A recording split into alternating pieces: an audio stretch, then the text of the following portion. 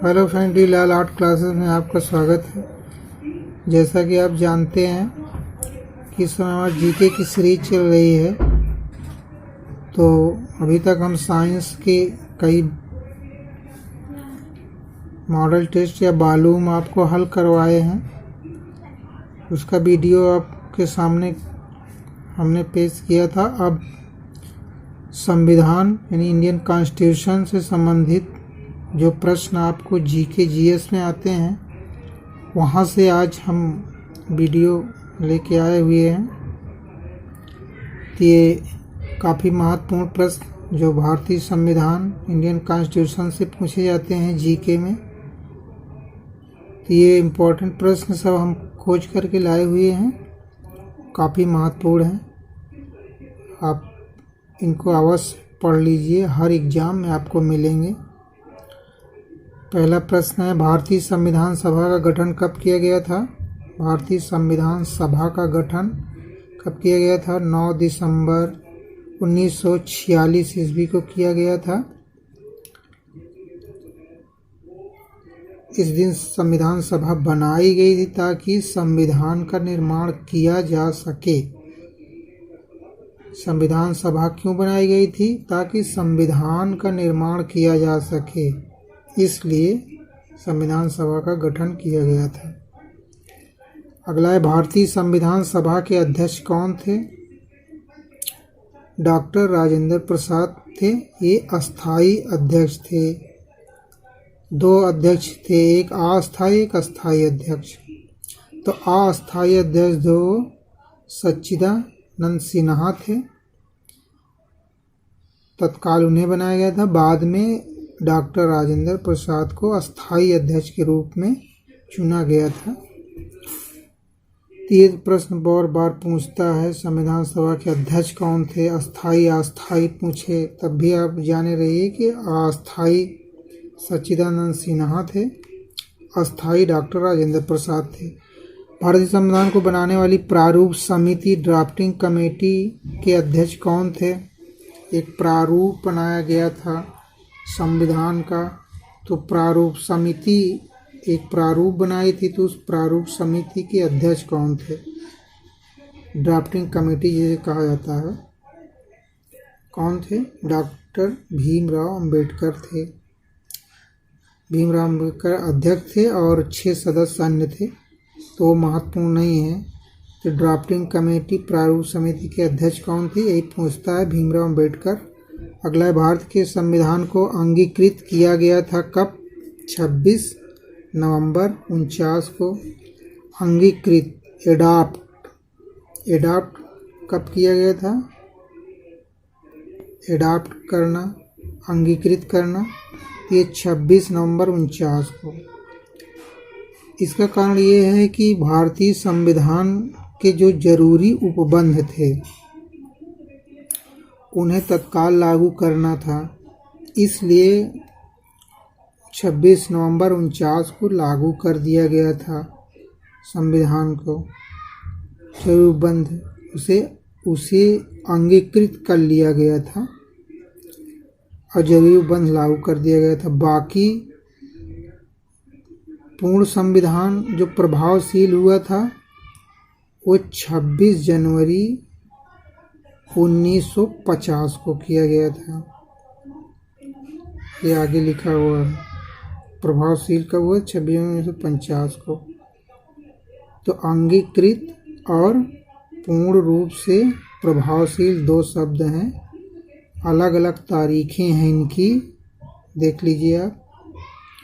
भारत का संविधान पूर्ण रूप से किस दिन प्रभावशील हुआ था? 26 जनवरी 50 को। पूर्ण रूप से पूछे तो, अंगीकृत पूछे तो 26 नवंबर 49 को। ये दोनों प्रश्न बनते हैं, बहुत महत्वपूर्ण हैं, इनको अलग अलग आप जान रहिए। अंगीकृत 49 को, पूर्ण रूप से प्रभावशील 50 को। संविधान सभा के सदस्य थे, जो संविधान सभा बनाई गई थी उसके सदस्य कौन चुने गए थे? कौन थे? तो नामित थे या जनता द्वारा सीधे चुने गए थे? तो ये जनता द्वारा सीधे चुने हुए सदस्य थे। संविधान सभा के सदस्य कैसे थे? जनता द्वारा चुने हुए थे, क्योंकि कैबिनेट मिशन आया था 46 में, तो कैबिनेट योजना के अंतर्गत जो है ये संविधान बनाने के लिए चुने हुए जो सदस्य थे उन्हीं को रखा गया था। कैबिनेट योजना के अंतर्गत जिनको चुना गया था उन्हीं में से संविधान सभा के सदस्य बनाए गए थे। सीधी बात है। अगला, भारतीय संविधान कब लागू हुआ था? वही है, पूर्ण रूप से प्रभावशील कब हुआ था, लागू कब हुआ था?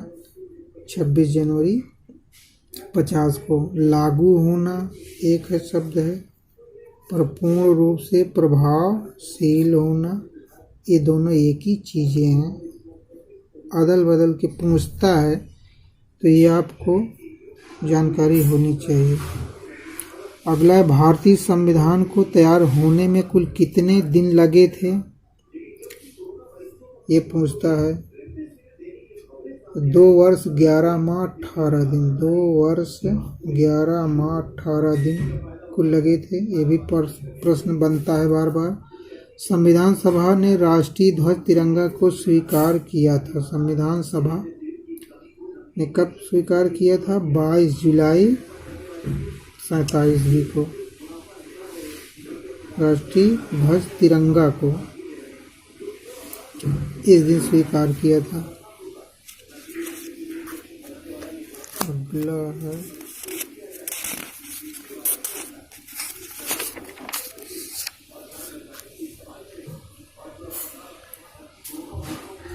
विधिक संप्रभुता।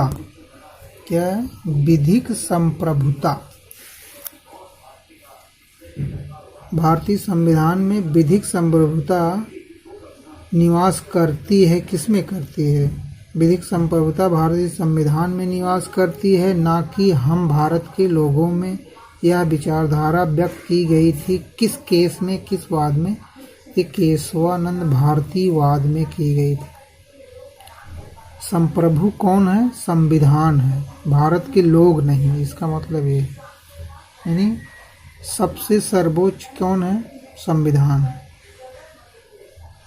संविधान का शासन है, सबसे सर्वोच्च संविधान है, व्यक्ति नहीं या कोई पीएम सीएम या राष्ट्रपति नहीं। संविधान सबसे सर्वोच्च है। कहने का मतलब ये है, केशवानंद भारती के वाद में ये चीज़ बताई गई थी। व्यक्ति की गरिमा और राष्ट्र की एकता एवं अखंडता सुनिश्चित करती है। कौन करती है?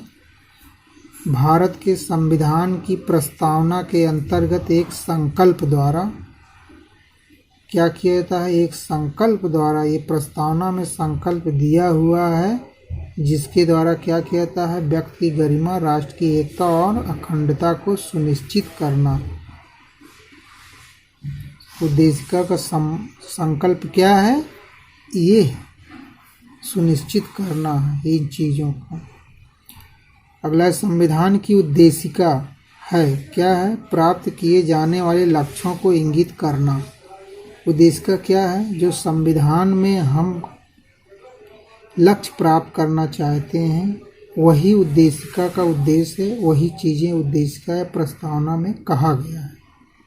लक्ष्य क्या है? संपूर्ण प्रभुत्व संपन्न समाजवादी धर्मनिरपेक्ष लोकतांत्रिक गणराज्य बनाना। भारत को कैसा राज्य बनाना है? जैसे सामाजिक, आर्थिक व राजनीतिक न्याय को सुनिश्चित करना पहला है। दूसरा है विचार, अभिव्यक्ति, विश्वास तथा धर्म की स्वतंत्रता प्रदान करना। प्रतिष्ठा तथा अवसर की समता स्थापित करना। व्यक्ति की गरिमा, राष्ट्र की एकता और अखंडता स्थापित करना और बंधुता को बढ़ाना। यही लक्ष्य है भारत के संविधान का, तो उसको प्राप्त करना उद्देशिका का उद्देश्य है। उसमें ये कहा गया है। अगला, संविधान की कुंजी कहा जाता है किसे? उद्देशिका को, प्रस्तावना को कुंजी कहा जाता है। उद्देशिका में पंथ निरपेक्ष, अखंडता तथा समाजवादी शब्द किस संविधान संशोधन द्वारा जोड़े गए थे? 42वें संविधान संशोधन द्वारा। कब? 1976 में ये किया गया था, जोड़े गए थे। भाग 4 भारतीय संविधान के भाग 4 का के अनुच्छेद 51 का के अंतर्गत मूल कर्तव्य भी जोड़ा गया था। 42वें संशोधन द्वारा जोड़ा गया था। 42वें संविधान संशोधन को और क्या कहा जाता है? मिनी संविधान कहा जाता है। मिनी संविधान किसे कहा जाता है? 42वें संविधान संशोधन को। मूल कर्तव्य कब जोड़े गए थे? ये 42वें संशोधन द्वारा अनुच्छेद 51 का के अंतर्गत मूल कर्तव्य बताए गए हैं नागरिकों के, वो जोड़ा गया था। तो ये 42वां संविधान संशोधन क्या है? मिनी संविधान है। संविधान की कुंजी कहा जाता है, क्यों? यदि उपबंध की भाषा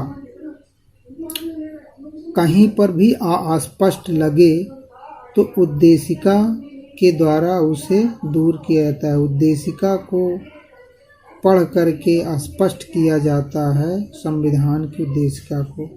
यदि किसी उपबंध की भाषा से स्पष्ट न लगे तो जो उद्देशिका का अर्थ निकलता है वही माना जाएगा, इसीलिए कुंजी कहा जाता है। बस फ्रेंड्स, आज की वीडियो बस इतना ही, शॉर्ट वीडियो थी, एक लाइन के प्रश्न और उत्तर, ताकि आपको फटाफट याद हो जाए। बाकी आपको नेक्स्ट वीडियो में महत्वपूर्ण प्रश्न लेके आएंगे। ये सभी प्रकार के एग्ज़ाम जहाँ जीके जीएस पूछा जाता है उनकी दृष्टि से काफ़ी महत्वपूर्ण है। आप इसे इग्नोर बिल्कुल ना करें और इसे बार बार पढ़ें, देखें। और ये वीडियो आपको हमारी अच्छी लगे तो हमारे हौसला अफजाई के लिए इसे